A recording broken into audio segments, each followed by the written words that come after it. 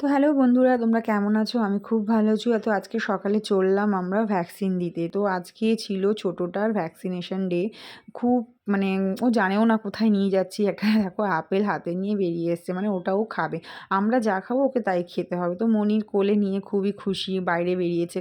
সচরাচর ওকে নিয়ে বেরোনো হয় না। তো ওখানে ডাক্তার আসতে দেরি হচ্ছিলো বলে আমরা আবার একটু জিও মার্টে গিয়ে একটু ঘোরাঘুরি করছিলাম। দেখো কি খুশি, কি খুশি! ওর খুশিতে আমরা খুশি।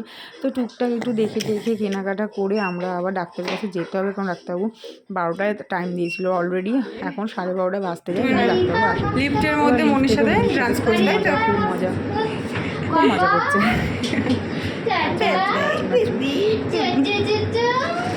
জামা উঠে গেছে।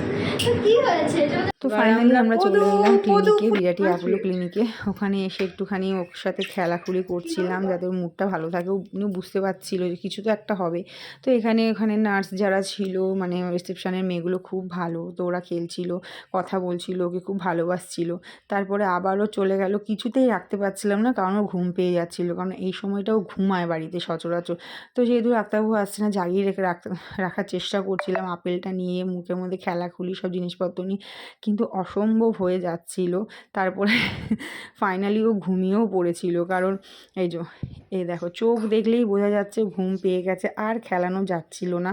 খুব কষ্টে একটুখানি রাখার চেষ্টা করছিলাম, তখনও ডাক্তারবাবু আসেনি। দুবার কলও করেছিলাম, ডাক্তারবাবু আসুন তাড়াতাড়ি। তো উনি বলছে অন দ্য ওয়ে, আসি।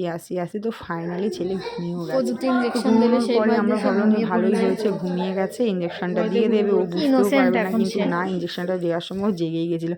তবে অসম্ভব একটা ব্যাপার, কি বলো তো, ওর না ব্যথাটা খুব কমই লাগে। আমি দেখলাম তো, মানে আমার বড় ছেলের যেরকম একটু মানে খুব নরম, ও কিন্তু খুবই শক্তপোক্ত। তো ঘুমানোর সময় ওর ওয়েটটা নেওয়া হলো, তারপরে যেই শোয়ানো হলো উনি ঘুমিয়ে গেল।